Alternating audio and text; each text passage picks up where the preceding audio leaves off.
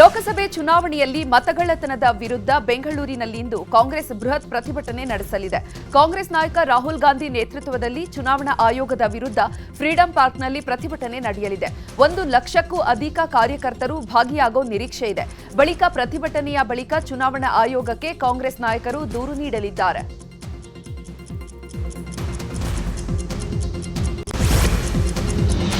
ಚುನಾವಣಾ ಆಯೋಗದ ವಿರುದ್ಧ ಕಾಂಗ್ರೆಸ್ ಪ್ರತಿಭಟನೆಗೆ ಫ್ರೀಡಂ ಪಾರ್ಕ್ನಲ್ಲಿ ಸಕಲ ವ್ಯವಸ್ಥೆ ಮಾಡಿಕೊಳ್ಳಲಾಗಿದೆ. ಇದಕ್ಕಾಗಿ ಬಹುಮಹಡಿ ಪಾರ್ಕಿಂಗ್ ಸಭಾಂಗಣದಲ್ಲಿ ಬೃಹತ್ ವೇದಿಕೆ ನಿರ್ಮಾಣ ಮಾಡಲಾಗಿದೆ. ಹೆಚ್ಚಿನ ಸಂಖ್ಯೆಯಲ್ಲಿ ಜನದಟ್ಟಣೆಯಾಗುವ ಸಾಧ್ಯತೆ ಇದೆ. ಭದ್ರತೆಗಾಗಿ 6,000 ಪೊಲೀಸರನ್ನ ನಿಯೋಜನೆ ಮಾಡಲಾಗಿದೆ. ಪ್ರತಿಭಟನೆ ಹಿನ್ನೆಲೆ ನಗರದಲ್ಲಿ ಸಂಚಾರ ಬದಲಾವಣೆ ಮಾಡಲಾಗಿದೆ. ಫ್ರೀಡಂ ಪಾರ್ಕ್ ಸುತ್ತಮುತ್ತಲಿನ ರಸ್ತೆಗಳಲ್ಲಿ ಸಂಚಾರ ನಿರ್ಬಂಧಿಸಲಾಗಿದೆ. ಶಾಂತಲಾ ಜಂಕ್ಷನ್ ಮತ್ತು ಕೋಡೆ ಸರ್ಕಲ್ನಲ್ಲಿ ಆನಂದರಾವ್ ಫ್ಲೈಓವರ್ ಮತ್ತು ಓಲ್ಡ್ ಜೆಡಿಎಸ್ ಕಚೇರಿ ಕ್ರಾಸ್, ಶೇಷಾದ್ರಿ ರಸ್ತೆಯಿಂದ ಫ್ರೀಡಂ ಪಾರ್ಕ್ ಕಡೆಗೆ, ಮೈಸೂರು ಬ್ಯಾಂಕ್ ಕಡೆಯಿಂದ ಚಾಲುಕ್ಯ ಸರ್ಕಲ್ ಕಡೆ, ಚಾಲುಕ್ಯ ಸರ್ಕಲ್ನಿಂದ ಮೈಸೂರು ಬ್ಯಾಂಕ್ ಮತ್ತು ಕಾಳಿದಾಸ ರಸ್ತೆ ಕನಕದಾಸ ಜಂಕ್ಷನ್ ಕಡೆಯಿಂದ ಫ್ರೀಡಂ ಪಾರ್ಕ್ ಕಡೆವರೆಗೆ ಮತ್ತು ಮೌರ್ಯ ಹಾಗೂ ಸುಬ್ಬಯ್ಯ ಜಂಕ್ಷನ್ನಿಂದ ಫ್ರೀಡಂ ಪಾರ್ಕ್ ಕಡೆಗೆ ಸಂಚರಿಸುವಂತಹ ವಾಹನಗಳನ್ನು ನಿರ್ಬಂಧಿಸಲಾಗಿದೆ. ಪರ್ಯಾಯ ರಸ್ತೆಯಲ್ಲಿ ಸಂಚರಿಸುವಂತೆ ಸಂಚಾರ ಪೊಲೀಸರು ಮನವಿ ಮಾಡಿದ್ದಾರೆ. ಫ್ರೀಡಂ ಪಾರ್ಕ್ನಲ್ಲಿ ಚುನಾವಣಾ ಆಯೋಗದ ವಿರುದ್ಧ ಪ್ರತಿಭಟನೆಗೂ ಮುನ್ನವೇ ರಾಹುಲ್ ಗಾಂಧಿ ದೆಹಲಿಯಲ್ಲಿ ಮತಗಳ್ಳತನದ ಕುರಿತು ಸಾಕ್ಷ್ಯ ರಿಲೀಸ್ ಮಾಡಿದ್ದಾರೆ. ದೆಹಲಿಯಲ್ಲಿ ವಿಪಕ್ಷ ನಾಯಕ ರಾಹುಲ್ ಗಾಂಧಿ ಸುದ್ದಿಗೋಷ್ಠಿಯನ್ನು ನಡೆಸಿದ್ದಾರೆ. ಈ ವೇಳೆ ಕರ್ನಾಟಕದ ಬೆಂಗಳೂರು ಸೆಂಟ್ರಲ್ ಕ್ಷೇತ್ರದಲ್ಲಿ ಮತಗಳ್ಳತನ ಮಾಡಲಾಗಿದೆ ಅಂತ ದಾಖಲೆ ಬಿಡುಗಡೆ ಮಾಡಿದ್ದಾರೆ. ಮಹದೇವಪುರದಿಂದ 11,965 ಮತಗಳ್ಳತನವಾಗಿದೆ. 5 ರೀತಿಯಲ್ಲಿ ಮತಗಳ್ಳತನ ಮಾಡಲಾಗಿದೆ. 40,009 ಜನರಿಂದ ನಕಲಿ ವಿಳಾಸ ನೀಡಿ ಮತದಾನ ಮಾಡಿದ್ದಾರೆ. ಒಬ್ಬನೇ ವ್ಯಕ್ತಿ ಒಂದೇ ವಿಳಾಸದಲ್ಲಿ ಹಲವು ಕಡೆ ಮತದಾನ ಮಾಡಿಸಿದ್ದಾನೆ ಅಂತ ರಾಹುಲ್ ಗಾಂಧಿ ದಾಖಲೆ ಬಿಡುಗಡೆ ಮಾಡಿ ಗಂಭೀರ ಆರೋಪ ಮಾಡಿದ್ದಾರೆ. ಪ್ರಧಾನಿ ನರೇಂದ್ರ ಮೋದಿ ರಾಜೀನಾಮೆ ನೀಡಬೇಕು ಅಂತ ಸಿಎಂ ಸಿದ್ದರಾಮಯ್ಯ ಆಗ್ರಹಿಸಿದ್ದಾರೆ. ದಾಖಲೆ ಸಮೇತ ಮತಗಳ್ಳತನದ ಬಗ್ಗೆ ರಾಹುಲ್ ಗಾಂಧಿ ಬಯಲು ಮಾಡಿದ್ದಾರೆ. ಈ ಎಲ್ಲ ಮಾಹಿತಿ ಚುನಾವಣಾ ಆಯೋಗ ನೀಡಿದ ದಾಖಲೆಗಳು. ಮೋದಿ ಸರ್ಕಾರದ ವಿರುದ್ಧ ವ್ಯಾಪಕ ಜನಾಕ್ರೋಶ ಇದೆ. ಚುನಾವಣಾ ಆಯೋಗದ ದುರುಪಯೋಗ, ಮತಗಳವು, ಅಧಿಕಾರ ದುರ್ಬಳಕೆಯಾಗಿದೆ. ಈ ಕೂಡಲೇ ತಮ್ಮ ಸ್ಥಾನಕ್ಕೆ ನರೇಂದ್ರ ಮೋದಿ ಅವರು ರಾಜೀನಾಮೆ ನೀಡಬೇಕು ಅಂತ ಸಿದ್ದರಾಮಯ್ಯ ಆಗ್ರಹಿಸಿದ್ದಾರೆ. ಲೋಕಸಭಾ ಚುನಾವಣೆಯಲ್ಲಿ ಅಕ್ರಮ ಕುರಿತ ರಾಹುಲ್ ಗಾಂಧಿ ಆರೋಪಕ್ಕೆ ರಾಜ್ಯ ಬಿಜೆಪಿ ನಾಯಕರು ಕಾಂಗ್ರೆಸ್ ವಿರುದ್ಧ ಮುಗಿಬಿದ್ದಿದ್ದಾರೆ. ಬೆಂಗಳೂರಿನಲ್ಲಿ ವಿಪಕ್ಷ ನಾಯಕ ಅಶೋಕ್ ಮಾತನಾಡಿದ್ದು, ರಾಹುಲ್ ಗಾಂಧಿಗೆ ಇನ್ನೂ ರಾಜಕೀಯ ಮೆಚುರಿಟಿ ಇಲ್ಲ. ಕರ್ನಾಟಕದಲ್ಲಿ 136 ಸೀಟ್ ಪಡೆದು ಅವ್ಯವಹಾರ ಆಗಿದೆ ಅಂತಾರೆ. ತೆಲಂಗಾಣದಲ್ಲೂ ಕೂಡ ಅವ್ಯವಹಾರ ಆಗಿದೆ. ಅಲ್ಲಿ ಬೈ ಎಲೆಕ್ಷನ್ ಮಾಡ್ತೀರಾ? ಇವರಿಗೆ ದಮ್ ಇದ್ರೆ ಇಲ್ಲಿ ಎಲೆಕ್ಷನ್ ಮಾಡಲಿ ನೋಡೋಣ ಅಂತ ಸವಾಲ್ ಹಾಕಿದ್ದಾರೆ.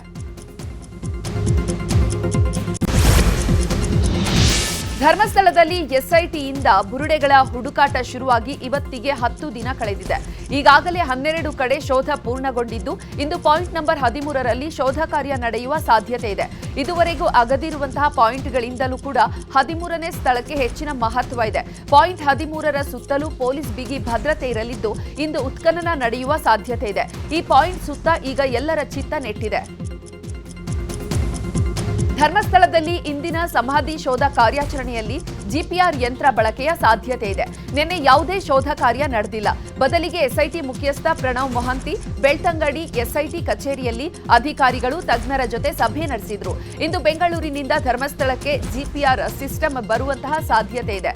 ಇದು ಭೂಮಿಯ 8 ಅಡಿ ಆಳದವರೆಗೆ ವಸ್ತುಗಳನ್ನು ಪತ್ತೆ ಹಚ್ಚುವಂತಹ ಯಂತ್ರವಾಗಿದೆ. ಧರ್ಮಸ್ಥಳ ಎಸ್ಐಟಿ ತನಿಖೆ ಬಗ್ಗೆ ಸಿಎಂ ಸಿದ್ದರಾಮಯ್ಯ ಪ್ರತಿಕ್ರಿಯೆ ನೀಡಿದ್ದಾರೆ. ಯಾರೇ ತಪ್ಪು ಮಾಡಿದ್ರೂ ಕಾನೂನು ರೀತಿ ಕ್ರಮ ಕೈಗೊಳ್ತೇವೆ. ಸದ್ಯಕ್ಕೆ ತನಿಖೆ ನಡೀತಾ ಇದೆ. ವರದಿ ಬಳಿಕ ಮುಂದಿನ ಕ್ರಮ ಕೈಗೊಳ್ಳಲಾಗುತ್ತದೆ ಎಂದಿದ್ದಾರೆ. ಇನ್ನು ಮೊನ್ನೆ ಧರ್ಮಸ್ಥಳದಲ್ಲಿ ನಡೆದ ಗಲಾಟೆ ಬಗ್ಗೆ ಬೆಂಗಳೂರಿನಲ್ಲಿ ಮಾತನಾಡಿದ ಗೃಹ ಸಚಿವ ಪರಮೇಶ್ವರ್, 2 ಗುಂಪುಗಳ ಮಧ್ಯೆ ಘರ್ಷಣೆ ಆಗಿದೆ. ಯಾಕಾಯ್ತು, ಕಾರಣ ಏನು, ಉದ್ದೇಶ ಏನು ಅನ್ನೋದ್ರ ಪರಿಶೀಲನೆ, ತನಿಖೆ ಮಾಡಲು ಹೇಳಿದ್ದೇವೆ. ಯಾವ ಕಾರಣಕ್ಕೆ ಗಲಾಟೆ ಆಗಿದೆ ಗೊತ್ತಿಲ್ಲ. ತನಿಖೆ ಬಳಿಕ ಮುಂದಿನ ಕ್ರಮ ಕೈಗೊಳ್ಳಲಾಗುತ್ತದೆ ಅಂತ ಹೇಳಿದ್ರು. ಧರ್ಮಸ್ಥಳ ಗ್ರಾಮದಲ್ಲಿ ಯೂಟ್ಯೂಬರ್ ಮೇಲೆ ಹಲ್ಲೆಯ ಪ್ರಕರಣಕ್ಕೆ ಸಂಬಂಧಪಟ್ಟಂತೆ ಓರ್ವ ಆರೋಪಿಯನ್ನ ಪೊಲೀಸರು ಬಂಧಿಸಿದ್ದಾರೆ. ಧರ್ಮಸ್ಥಳ ಗ್ರಾಮ ಕನ್ಯಾಡಿ ನಿವಾಸಿ ಸೋಮನಾಥ್ ಸಫಲ್ಯ ಬಂಧಿತ ಆರೋಪಿಯಾಗಿದ್ದಾರೆ. ಈತನನ್ನ ಬಂಧಿಸಿ ಬೆಳ್ತಂಗಡಿ ನ್ಯಾಯಾಲಯಕ್ಕೆ ಹಾಜರುಪಡಿಸಲಾಗಿದೆ. ಇನ್ನು ಈ ಘಟನೆಗೆ ಸಂಬಂಧಪಟ್ಟಂತೆ 7 ಎಫ್ಐಆರ್ ದಾಖಲಾಗಿದ್ದು 150ಕ್ಕೂ ಹೆಚ್ಚು ಜನರ ಮೇಲೆ ಎಫ್ಐಆರ್ ದಾಖಲಿಸಲಾಗಿದೆ.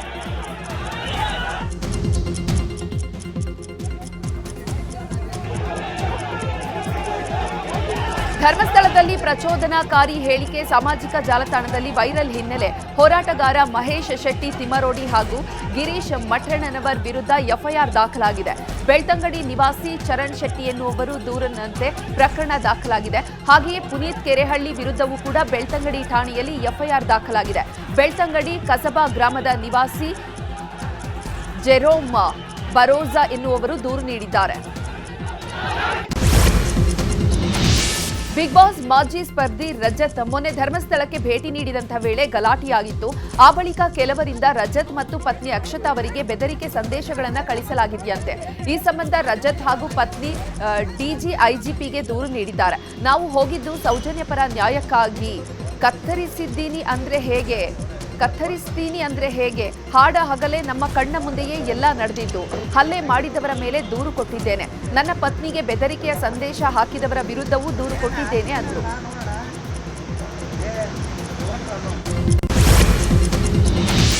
ಎರಡ್ 2022ರ ಮಂಗಳೂರು ಆಟೋ ರಿಕ್ಷಾ ಬ್ಲಾಸ್ಟ್ ಕೇಸ್ಗೆ ಸಂಬಂಧಪಟ್ಟಂತೆ ಜಾರಿ ನಿರ್ದೇಶನಾಲಯ ಸ್ಫೋಟಕ ಮಾಹಿತಿ ಬಹಿರಂಗಪಡಿಸಿದೆ. ಧರ್ಮಸ್ಥಳ ದೇಗುಲ ಬ್ಲಾಸ್ಟ್ ಮಾಡೋದಕ್ಕೆ ಶಾರೀಕ್ ಪ್ಲಾನ್ ಮಾಡಿದ್ದ ಅಂತ ಹೇಳಿಕೆ. ಇಡಿ ದೇಗುಲದ ಬಳಿ ಐಇಡಿ ಬಾಂಬ್ ಸ್ಫೋಟಕ್ಕೆ ಶಾರುಖ್ ಪ್ಲಾನ್ ಅನ್ನ ಮಾಡಿದ್ದ. ಅದಕ್ಕಾಗಿ ಕುಕ್ಕರೊಂದರಲ್ಲಿ ಐಇಡಿ ಬಾಂಬ್ ತಯಾರಿಸಿದ್ದ. ಬಳಿಕ ಆಟೋದಲ್ಲಿ ಮಂಗಳೂರಿಗೆ ತೆಗೆದುಕೊಂಡು ಹೋಗುವಾಗ ಬ್ಲಾಸ್ಟ್ ಆಗಿತ್ತು ಎಂಬ ಮಾಹಿತಿಯನ್ನ ಇಡಿ ಬಹಿರಂಗಪಡಿಸಿದೆ. ನಗರದಲ್ಲಿ ಸಾರಿಗೆ ಬಸ್ ಚಾಲಕನ ಮೇಲೆ ಪೊಲೀಸ್ ಕಾನ್ಸ್ಟೇಬಲ್ ದರ್ಪ ಮೆರೆದಿದ್ದಾರೆ. ಪೊಲೀಸರಿಗೆ ಓವರ್ಟೇಕ್ ಮಾಡ್ತೀಯಾ ಅಂತ ಹೇಳಿ ಬಸ್ ನಿಲ್ಲಿಸಿ ಒಳಗೆ ನುಗ್ಗಿ ಚಪ್ಪಲಿಯಿಂದ ಹಲ್ಲೆ ಮಾಡಿದ್ದಾನೆ. ಕೂಡ್ಲಿಗಿ ತಾಲೂಕಿನ ಗಜಾಪುರ ಗ್ರಾಮದ ಬಳಿ ಈ ಘಟನೆ ನಡೆದಿದೆ. ತಪ್ಪಾಗಿದೆ ಸರ್, ಬಿಟ್ಬಿಡಿ ಅಂತ ಕೈ ಮುಗಿದ್ರೂ ಕೂಡ ಕೂಡ್ಲಿಗಿ ಠಾಣೆಯ ಹೆಡ್ ಕಾನ್ಸ್ಟೇಬಲ್ ಮಂಜುನಾಥ್ ಚಪ್ಪಲಿಯಿಂದ ಹಲ್ಲೆ ಮಾಡಿದ್ದಾನೆ. ಈ ಸಂಬಂಧ ಬಸ್ ಚಾಲಕ ರಾಮಲಿಂಗಪ್ಪ ಕೂಡ್ಲಿಗಿ ಡಿವೈಎಸ್ಪಿ ಮಲ್ಲೇಶ್ ದೊಡ್ಡಮನಿ ಅವರನ್ನ ಭೇಟಿ ಮಾಡಿ ದೂರು ನೀಡಿದ್ದಾರೆ. ಜಮೀನು ವ್ಯಾಜ್ಯಕ್ಕೆ ಸಂಬಂಧಪಟ್ಟಂತೆ ವ್ಯಕ್ತಿ ಮೇಲೆ ಹಲ್ಲೆ ಮಾಡಿ ಪರಾರಿಯಾಗಿದ್ದವರು ಕಾರು ಅಪಘಾತ ಆಗಿ ಸಿಕ್ಕಿಬಿದ್ದಿದ್ದಾರೆ. ಯಾದಗಿರಿ ಜಿಲ್ಲೆ ವಡಗೇರ ತಾಲೂಕಿನ ತುಮಕೂರು ಗ್ರಾಮದಲ್ಲಿ ಈ ಘಟನೆ ನಡೆದಿದೆ. 5 ರೌಡಿಗಳನ್ನ ಕರೆದುಕೊಂಡು ಬಂದಿದ್ದಂತಹ ಇಬ್ರಾಹಿಂ ಸೈಯದ್ ಬಾಷಾ ಎನ್ನುವವರ ಮೇಲೆ ಹಲ್ಲೆ ಮಾಡಿಸಿದ್ದ. ಹಲ್ಲೆ ಮಾಡಿ ಎಸ್ಕೇಪ್ ಆಗುವ ವೇಳೆ ಕಾರಿನ ಟೈರ್ ಬ್ಲಾಸ್ಟ್ ಆಗಿ ಕಾರು ಪಲ್ಟಿಯಾಗಿತ್ತು. ಈ ವೇಳೆ ಹಲ್ಲೆಕೋರರು ಗಾಯಗೊಂಡಿದ್ರು. ಸ್ಥಳೀಯರು ಅವರನ್ನ ಹಿಡಿದು ವಡಗೇರ ಪೊಲೀಸರಿಗೆ ಒಪ್ಪಿಸಿದ್ದಾರೆ. ಕೋಲಾರ ಜಿಲ್ಲೆಯ ಮಾಲೂರು ಪಟ್ಟಣದಲ್ಲಿ ಬೀದಿ ಬದಿ ಮಳಿಗೆ ತೆರವು ವಿಚಾರವಾಗಿ ಸರ್ಕಾರ ಅಧಿಕಾರಿಗಳಿಗೆ ಕರ್ತವ್ಯಕ್ಕೆ ಅಡ್ಡಿಪಡಿಸಿ ಬೆದರಿಕೆ ಹಾಕಿದ ಆರೋಪದ ಕೇಸ್ ಬಂದಿದೆ.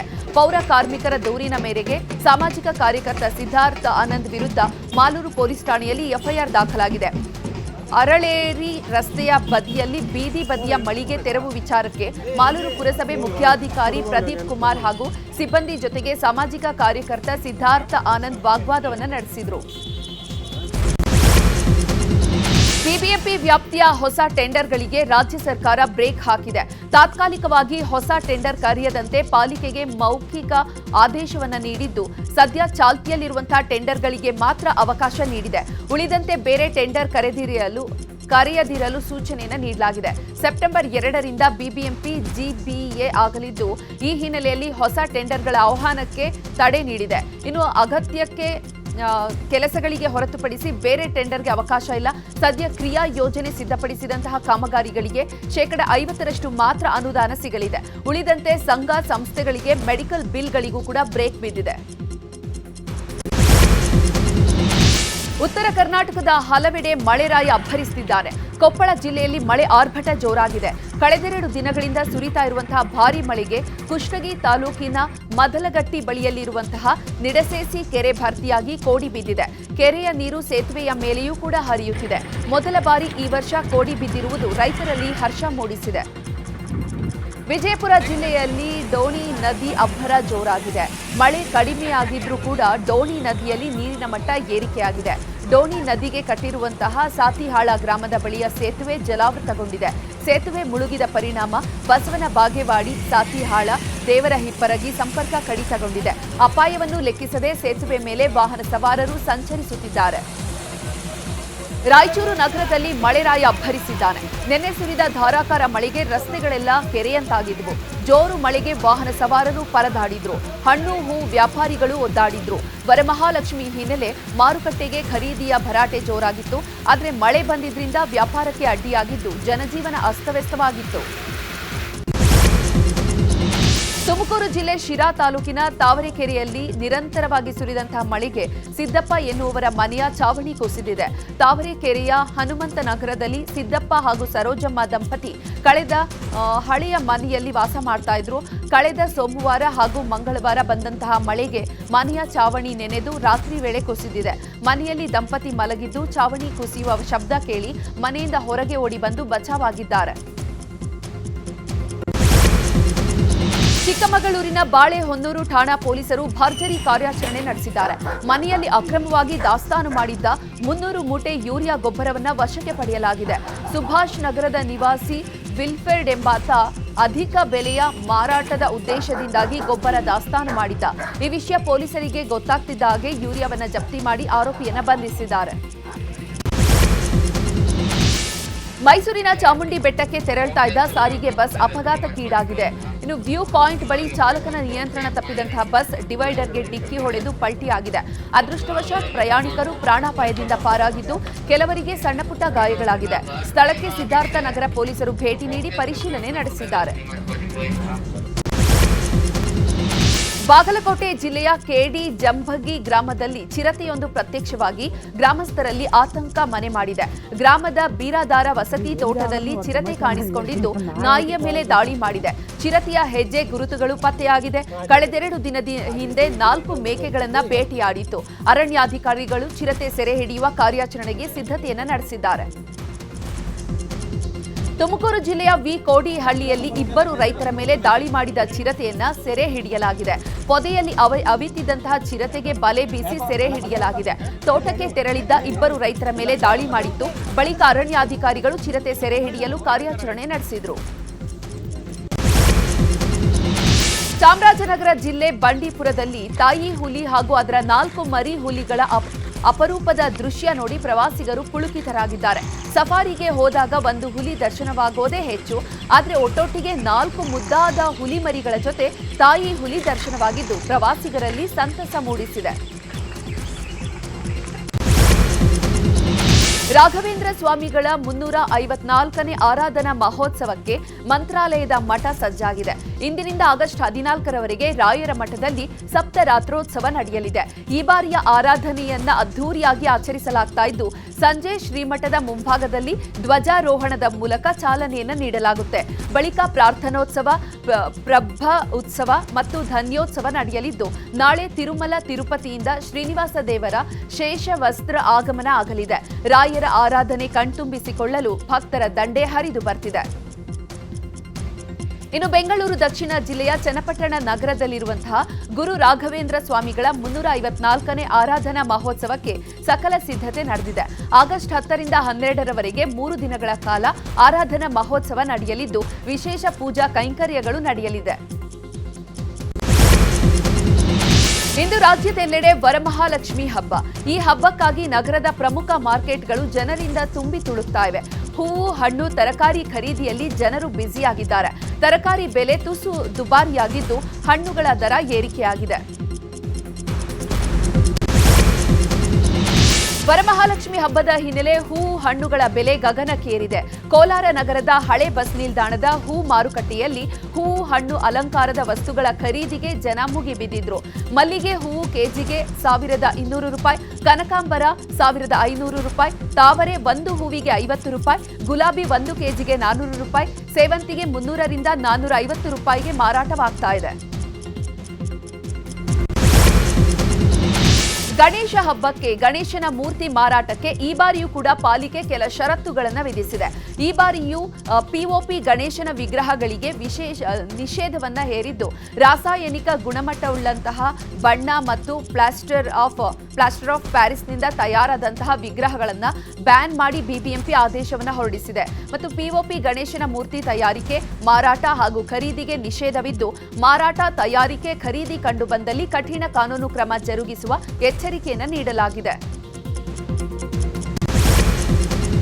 ಅಮೆರಿಕ ಭಾರತದ ಮೇಲೆ ತೆರಿಗೆ ಅಸ್ತ್ರ ಬಳಸ್ತಾ ಇರುವಂತಹ ಬೆನ್ನಲ್ಲೇ ರಷ್ಯಾ ಅಧ್ಯಕ್ಷ ವ್ಲಾಡಿಮಿರ್ ಪುಟಿನ್ ಅವರನ್ನ ರಾಷ್ಟ್ರೀಯ ಭದ್ರತಾ ಸಲಹೆಗಾರ ಅಜಿತ್ ದೋವಲ್ ಭೇಟಿಯಾಗಿ ಚರ್ಚೆ ನಡೆಸಿದ್ದಾರೆ. ಇದೇ ವೇಳೆ ರಷ್ಯಾ ಅಧ್ಯಕ್ಷರು ಭಾರತಕ್ಕೆ ಬರುವುದು ಬಹುತೇಕ ಖಚಿತವಾಗಿದೆ ಎನ್ನಲಾಗ್ತಾ ಇದೆ. ವಿಶ್ವದ ದೊಡ್ಡಣ್ಣ ಭಾರತದ ಮೇಲೆ ತೆರಿಗೆ ದಾಳಿ ನಡುವೆ ಈ ಬೆಳವಣಿಗೆ ಮಹತ್ವವನ್ನು ಪಡೆದುಕೊಂಡಿದೆ. ಲೋಕಸಭಾ ಚುನಾವಣೆಯಲ್ಲಿ ಅಕ್ರಮ ನಡೆಸಲಾಗಿದೆ ಅನ್ನೋದು ರಾಹುಲ್ ಗಾಂಧಿಯವರ ಗಂಭೀರ ಆರೋಪ ಆಗಿತ್ತು. ಇವತ್ತು ಆ ಬಗ್ಗೆ ಬೆಂಗಳೂರಿನಲ್ಲಿ ಪ್ರತಿಭಟನೆಯನ್ನ ಮಾಡೋದಕ್ಕೆ ವೇದಿಕೆಯೂ ಕೂಡ ಸಜ್ಜಾಗಿದೆ. ಇದಕ್ಕೂ ಮೊದಲೇ ಇವತ್ತು ರಾಹುಲ್ ಸ್ಫೋಟಕ ಸಾಕ್ಷ್ಯಗಳ ಬಹಿರಂಗವನ್ನ ಮಾಡಿದ್ದಾರೆ. बेंगलोर का चुनाव चोरी किया, अगर इलेक्शन कमीशन बीजेपी की पूरी मदद कर रहा है, ये 2 मिनट का काम है. ವೋಟು ಚೋರಿ ಆಗ್ತಿದೆ. ಚುನಾವಣಾ ಆಯೋಗ ಬಿಜೆಪಿಯನ್ನು ಗೆಲ್ಲಿಸಲು ವೋಟ್ ಚೋರಿಗೆ ಸಾಥ್ ಕೊಡ್ತಿದೆ ಎನ್ನುವುದು ಲೋಕಸಭೆ ಪ್ರತಿಪಕ್ಷ ನಾಯಕ ರಾಹುಲ್ ಗಾಂಧಿ ಇದುವರೆಗೂ ಮಾಡುತ್ತಾ ಬಂದಿದ್ದ ಆರೋಪ. ಅದರಲ್ಲೂ ಮಹಾರಾಷ್ಟ್ರದ ವಿಧಾನಸಭಾ ಚುನಾವಣೆಯಲ್ಲಿ ಕಾಂಗ್ರೆಸ್ ನೇತೃತ್ವದ ಮಹಾ ಅಘಾಡಿ ಹೀನಾಯವಾಗಿ ಸೋತು ಲಗಾಡಿ ಎದ್ದು ಹೋದ ಮೇಲಂತೂ ರಾಹುಲ್ ಗಾಂಧಿ ನೇರವಾಗಿಯೇ ವೋಟ್ ಚೋರಿಯಾಗಿದೆ, ಮತಗಳ್ಳತನ ನಡೆದಿದೆ ಎಂದು ಆಕ್ರೋಶಭರಿತರಾಗಿ ಆರೋಪ ಮಾಡುತ್ತಿದ್ದರು. ಇಷ್ಟು ದಿನ ಆರೋಪ ಮಾಡುತ್ತಿದ್ದ Rahul Gandhi power point presentation ಮೂಲಕ ದಾಖಲೆಗಳನ್ನು ತೋರಿಸಿ ಹೇಗೆಲ್ಲ ನಕಲಿ ಮತದಾರರನ್ನ ಸೃಷ್ಟಿಸಲಾಗಿದೆ ಎಂದು ಸಾಕ್ಷಿ ತೋರಿಸಿದ್ದಾರೆ.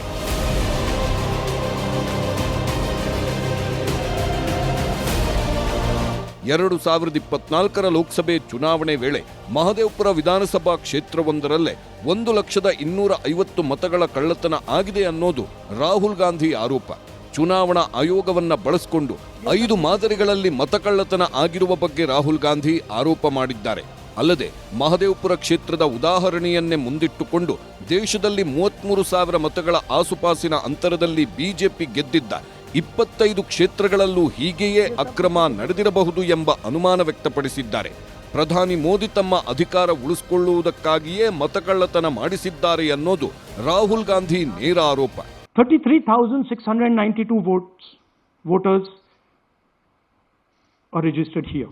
This basically is anybody who wants to vote for the first time can use this list. ಇನ್ನು ಮತದಾರರ ಪಟ್ಟಿಯ ಮೂಲಕ 5 ಮಾದರಿಗಳಲ್ಲಿ ಮತಕಳ್ಳತನ ಆಗಿದೆ ಎಂದು ರಾಹುಲ್ ಗಾಂಧಿ ತಾವು ತಂದಿದ್ದ ಸಾಕ್ಷಿಗಳನ್ನ ದೇಶದ ಜನರ ಮುಂದಿಟ್ಟಿದ್ದಾರೆ. ನಂಬರ್ 1, 11,965 ನಕಲಿ ಮತದಾರರು. ಒಬ್ಬನೇ ಮತದಾರ, ಒಂದೇ ಕ್ಷೇತ್ರ, ಹಲವು ಬೂತ್ಗಳಲ್ಲಿ ಮತದಾನ ಮಾಡಿರುವ ಸಾಕ್ಷಿಗಳಿವೆ. ಅಷ್ಟೇ ಅಲ್ಲ, ಒಬ್ಬನೇ ಮತದಾರ ಹಲವು ರಾಜ್ಯಗಳಲ್ಲೂ ಮತದಾನ ಮಾಡಿದ್ದಾನೆ. ನಂಬರ್ 2, 40,009 ನಕಲಿ ಅಥವಾ ತಪ್ಪು ವಿಳಾಸ. ಬಹುತೇಕ ಮತದಾರರಿಗೆ ವಿಳಾಸವೇ ಇಲ್ಲ. ಕೆಲವೆಡೆ ವಿಳಾಸ ಕೂಡ 00 ಎಂದು ನಮೂದಾಗಿದೆ. ವಿಳಾಸಗಳ ಪರಿಶೀಲನೆಯೇ ಆಗಿಲ್ಲ. ನಂಬರ್ 3, 10,452 ಒಂದೇ ವಿಳಾಸದ ಹಲವು ಮತದಾರರು. ಒಂದೇ ಮನೆಯಲ್ಲಿ 80 ಮತದಾರರು, ಒಂದೇ ಮನೆ 46 ಮತದಾರರು. ಹೀಗೆ ಸಿಂಗಲ್ ಬೆಡ್ರೂಮ್ ಮನೆಗಳಲ್ಲೂ 16 ಮಂದಿ ಮತದಾರರಿದ್ದಾರೆ. ಅಷ್ಟೇ ಅಲ್ಲ, ಒಂದೇ ವಿಳಾಸದಲ್ಲಿ 68 ಮತದಾರರೂ ಇರೋದು ಬೆಳಕಿಗೆ ಬಂದಿದೆ. ನಂಬರ್ 4, 4,132 ಲೋಪವಿರುವ ಫೋಟೋಗಳು. ನೋಂದಣಿ ಮಾಡಿಸಿದಾಗ ವೋಟರ್ ಲಿಸ್ಟ್ನಲ್ಲಿ ಸಣ್ಣ ಗಾತ್ರದ ಫೋಟೋ ಬಳಸಲಾಗಿದೆ. ಆ ಫೋಟೋದಲ್ಲಿ ವ್ಯಕ್ತಿಯ ಸ್ಪಷ್ಟತೆಯೇ ಸಿಗೋದಿಲ್ಲ. ನಂಬರ್ 5, 33,692 ಫಾರ್ಮ್ 6 ದುರ್ಬಳಕೆ. ಫಾರ್ಮ್ 6 ಬಳಸಿಕೊಂಡು ನೋಂದಣಿ ಮಾಡಿಸೋ ಪ್ರಕ್ರಿಯೆ ವೇಳೆ ಯುವಕರಿಗೆ ಇಲ್ಲದ ನೋಂದಣಿ ಭಾಗ್ಯ ವೃದ್ಧರಿಗೆ ಸಿಕ್ಕಿದೆ. 70 ವರ್ಷದ ಮಹಿಳೆ 2 ಬಾರಿ ನೋಂದಣಿ ಮಾಡಿಸಿಕೊಂಡಿದ್ದಾರೆ. ಹೀಗೆ 2 ಬಾರಿ ನೋಂದಣಿ ಮಾಡಿಸಿಕೊಂಡಿರುವ ಮಹಿಳೆ 2 ಕಡೆಗಳಲ್ಲಿ ಮತ ಚಲಾಯಿಸಲು ಅವಕಾಶ ಕೊಟ್ಟಿದ್ದು ಹೇಗೆ ಎನ್ನುವುದು ರಾಹುಲ್ ಗಾಂಧಿ ಪ್ರಶ್ನೆ. You've heard that new voters vote for the Prime Minister. You've heard that said, right? So there is something called Form 6. 33,692 voters are registered here. There's a lady called Shakun Rani, 70-year-old. She appears twice on the voter list. She comes in using form. This is essentially a zoomed-in picture that they've taken. And this is now suddenly a new voter. ಹೀಗೆ ಮಹದೇವಪುರ ಕ್ಷೇತ್ರದಲ್ಲಿ ನಡೆದಿದೆ ಎನ್ನಲಾಗಿರುವ vote ಕಳ್ಳತನದ ಬಗ್ಗೆ ತಾವು ತಂದಿದ್ದ ಸಾಕ್ಷ್ಯಗಳನ್ನು ಸುದ್ದಿಗೋಷ್ಠಿಯಲ್ಲಿ ರಾಹುಲ್ ಗಾಂಧಿ ಬಿಚ್ಚಿಟ್ಟಿದ್ದಾರೆ. ಇದು ಕೇವಲ ಒಂದು ವಿಧಾನಸಭಾ ಕ್ಷೇತ್ರಕ್ಕೆ ಮಾತ್ರ ಸೀಮಿತವಲ್ಲ. ಹರಿಯಾಣ, ಮಹಾರಾಷ್ಟ್ರದಲ್ಲೂ ಮತಕಳ್ಳತನ ಆಗಿರುವ ಬಗ್ಗೆ ಸಾಕ್ಷಿಗಳಿವೆ ಎಂದು ರಾಹುಲ್ ಗಾಂಧಿ ಆರೋಪದ ಸರಣಿಯನ್ನೇ ಮುಂದಿಟ್ಟಿದ್ದಾರೆ. ಅದರಲ್ಲೂ ಬೆಂಗಳೂರು ಸೆಂಟ್ರಲ್ ಲೋಕಸಭಾ ಕ್ಷೇತ್ರ ವ್ಯಾಪ್ತಿಯ ಮಹದೇವಪುರ ವಿಧಾನಸಭಾ ಕ್ಷೇತ್ರದಲ್ಲಿದ್ದ ನಕಲಿ ಮತದಾರರ ಮೂಲಕ ಬಿಜೆಪಿ ಗೆದ್ದಿದೆ ಎಂದು ರಾಹುಲ್ ಗಾಂಧಿ ಅಂಕಿಅಂಶಗಳನ್ನ ವಿವರಿಸಿದ್ದಾರೆ. ಬೆಂಗಳೂರು ಸೆಂಟ್ರಲ್ ಕ್ಷೇತ್ರದಲ್ಲಿ ಕಾಂಗ್ರೆಸ್ನ ಮನ್ಸೂರ್ ಅಲಿ ಖಾನ್ 6,26,208 ಮತ ಗಳಿಸುತ್ತಾರೆ. ಬಿಜೆಪಿಯ ಪಿಸಿ ಮೋಹನ್ 6,58,915 ಮತ ಗಳಿಸುತ್ತಾರೆ. ಗೆಲುವಿನ ಅಂತರ ಕೇವಲ 32,707 ಇರುತ್ತೆ. ಆದರೆ ಬೆಂಗಳೂರು ಸೆಂಟ್ರಲ್ ಕ್ಷೇತ್ರದ ಮಹದೇವಪುರ ವಿಧಾನಸಭಾ ಕ್ಷೇತ್ರವೊಂದರಲ್ಲೇ ಬಿಜೆಪಿಗೆ 1 ಲಕ್ಷಕ್ಕೂ ಅಧಿಕ ಭಾರಿ ಮುನ್ನಡೆ ಬರುವುದಕ್ಕೆ ನಕಲಿ ಮತದಾರರೇ ಕಾರಣ ಅನ್ನೋದು ರಾಹುಲ್ ಗಾಂಧಿ ಆರೋಪ. They were stolen in 5 different ways. The first way, duplicate voters. One voter appearing multiple times on the voter list. Fake and invalid addresses. Voters who didn't have addresses or were just fake addresses. Bulk voters in single address. One building, 50 people, 60 people, 1 bedroom house, but we go there, no 50 people living there. No record of those people ever having living there, one family living in that house. Invalid photos, photos which you simply cannot see or no photos existing of theirs on the polling list. And then the most interesting, misuse of forms. ಇದೀಗ ರಾಹುಲ್ ಗಾಂಧಿ ಬಹಿರಂಗ ಆರೋಪ ಮಾಡುತ್ತಲೇ ಕರ್ನಾಟಕದ ಮುಖ್ಯ ಚುನಾವಣಾಧಿಕಾರಿ ಪ್ರತಿಕ್ರಿಯೆ ನೀಡಿದ್ದಾರೆ. ಅಲ್ಲದೆ ಹೈಕೋರ್ಟ್ನಲ್ಲಿ ಇವೆಲ್ಲವನ್ನು ಪ್ರಶ್ನಿಸಬಹುದು ಎಂದು ಸಲಹೆ ನೀಡಿದ್ದಾರೆ. ಮತಕಳ್ಳತನದ ಬಗ್ಗೆ ಹೈಕೋರ್ಟ್ನಲ್ಲಿ ಪ್ರಶ್ನಿಸುವಂತೆ ಸಲಹೆ ನೀಡಿದೆ. ಸಹಿ ಮಾಡಿದ ಅಫಿಡವಿಟ್ ಸಲ್ಲಿಸಲು ಸೂಚಿಸಿದೆ. ನಿಮ್ಮೆಲ್ಲ ಅನುಮಾನಗಳನ್ನು ಹೈಕೋರ್ಟ್ನಲ್ಲಿ ಪ್ರಶ್ನಿಸಿ ಎಂದಿದೆ. ವಿಳಾಸವೇ ಇಲ್ಲದವರು ಯಾರು ಅಂತ ಹೇಳಿ ನಕಲಿ ಮತದಾರರ ಪಟ್ಟಿ ಕೊಡಿ, ಕ್ರಮ ಕೈಗೊಳ್ಳುತ್ತೇವೆ ಎಂದು ರಾಜ್ಯದ ಮುಖ್ಯ ಚುನಾವಣಾಧಿಕಾರಿಯವರು ಭರವಸೆ ನೀಡಿದ್ದಾರೆ. ಹೀಗೆ ಚುನಾವಣಾಧಿಕಾರಿಗಳು ಹೈಕೋರ್ಟ್ಗೆ ಹೋಗುವಂತೆ ಕಾಂಗ್ರೆಸ್ ನಾಯಕರಿಗೆ ಸಲಹೆ ಕೊಟ್ಟರೆ, ಇತ್ತ ರಾಹುಲ್ ಗಾಂಧಿಯ ಆರೋಪಗಳಿಗೆ ಬಿಜೆಪಿ ನಾಯಕರು ಆಕ್ರೋಶ ವ್ಯಕ್ತಪಡಿಸಿದ್ದಾರೆ. Congress party and its ally won majority of the seats in Lok Sabha. They were praising, they were happy, and then when they lost badly in Vidhan Sabha, then it has become problem for them. In a similar way, whether it's Karnataka or anywhere, the claims made by Sri Rahul Gandhi and his team are completely bogus. They are targeting the Election Commission of India only to tarnish the image of the Election Commission of India. ಈ ಮಧ್ಯೆ ರಾಹುಲ್ ಗಾಂಧಿ ಮಾಡಿರುವ ಆರೋಪವನ್ನ ರಾಜ್ಯ ಕಾಂಗ್ರೆಸ್ ನಾಯಕರು ಸ್ವಾಗತಿಸಿದ್ದಾರೆ. ಮಾಧ್ಯಮ ಹೇಳಿಕೆ ಪ್ರಕಟಿಸಿರುವ CM Siddaramaiah ಪ್ರಧಾನಿ ನರೇಂದ್ರ ಮೋದಿ ರಾಜೀನಾಮೆಗೆ ಆಗ್ರಹಿಸಿದ್ದಾರೆ. ಇದೇ ವೇಳೆ ರಾಜ್ಯ ಬಿಜೆಪಿ ನಾಯಕರು ಕಾಂಗ್ರೆಸ್ ವಿರುದ್ಧ ಮುಗಿಬಿದ್ದಿದ್ದಾರೆ. ಮಹದೇವಪುರ ಕ್ಷೇತ್ರದಲ್ಲಿ 1 ಮತವೂ ಗೋಲ್ಮಾಲ್ ಆಗಿಲ್ಲ ಅಂತ ಬೆಂಗಳೂರು ಸೆಂಟ್ರಲ್ ಕ್ಷೇತ್ರದ ಸಂಸದ ಪಿಸಿ ಮೋಹನ್ ರಾಹುಲ್ಗೆ ತಿರುಗೇಟು ಕೊಟ್ಟಿದ್ದಾರೆ. ಮಹದೇವಪುರ ಅಲ್ಲ, ಎಲ್ಲಾ ಕ್ಷೇತ್ರಗಳಲ್ಲೂ ಆಗಿದೆ. ಬಿಜೆಪಿ ಅಧಿಕಾರಕ್ಕೆ ಬಂದಾಗ ಎಲ್ಲ ಕಡೆನೂ ಆಗಿದೆ.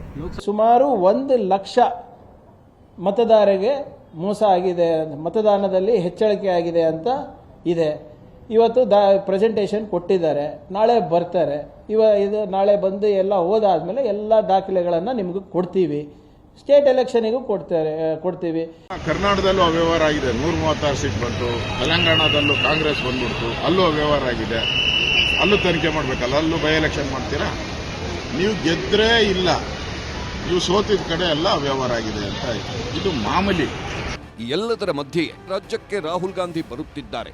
ಮತಕಳ್ಳತನ ವಿರೋಧಿಸಿ ಬೆಂಗಳೂರಿನ ಫ್ರೀಡಂ ಪಾರ್ಕ್ನಲ್ಲಿ ಪ್ರತಿಭಟನೆ ನಡೆಸಲಿದ್ದಾರೆ. ರಾಹುಲ್ ಗಾಂಧಿ ಬರುತ್ತಿರೋ ಕಾರಣಕ್ಕೆ ಭಾರೀ ಪೊಲೀಸ್ ಬಂದೋಬಸ್ತ್ ಮಾಡಿಕೊಳ್ಳಲಾಗಿದೆ.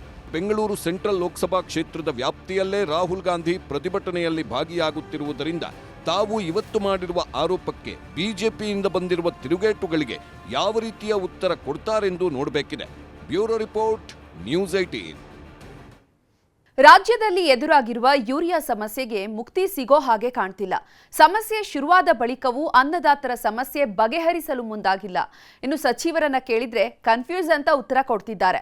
ಬನ್ನಿ, ಅನ್ನದಾತರು ಗೊಬ್ಬರಕ್ಕಾಗಿ ಎಷ್ಟೆಲ್ಲ ಕಷ್ಟಪಡ್ತಿದ್ದಾರೆ ನೋಡೋಣ. ರೈತರು ಅಂದ್ರೆ ದೇಶದ ಜೀವಾಳ ಅಂತಾರೆ. ರೈತರೇ ನಮ್ಮ ದೇಶದ ಸಂಪತ್ತು ಅಂತನೂ ಕೊಂಡಾಡ್ತಾರೆ. ಆದರೆ ರೈತರ ಸಂಕಷ್ಟ ಕೇಳೋರಿಲ್ಲ. ಹೊಗಳಿಕೆಗೆಲ್ಲ ಬೂಟಾಟಿಕೆಯ ಮಾತುಗಳಾದ್ವೇ ಹೊರತು ಅನ್ನದಾತರ ಕಣ್ಣೀರು ಒರೆಸೋರು ಯಾರೂ ಇಲ್ಲ. ನಮ್ಮನ್ನಾಳುವಂಥ ರಾಜಕೀಯ ನಾಯಕರಿಗೂ ರೈತರ ಕಷ್ಟ ಬೇಕಾಗಿಲ್ಲ. ಯೂರಿಯಾ ಗೊಬ್ಬರದ ಸಮಸ್ಯೆ ಶುರುವಾಗಿ 1 ತಿಂಗಳ ಮೇಲಾಯಿತು. ಯಾವತ್ತಿಗೂ ರೈತರ ಪರದಾಟಕ್ಕೆ ಮುಕ್ತಿ ಸಿಕ್ಕಿಲ್ಲ.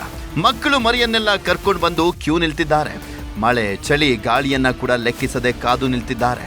ಆದರೆ ಸಮಸ್ಯೆ ಪರಿಹರಿಸಬೇಕಾಗಿದ್ದಂಥ ಸಚಿವರು ಮಾತ್ರ ರಾಜಕೀಯ ಮಾತನಾಡ್ತಿದ್ದಾರೆ.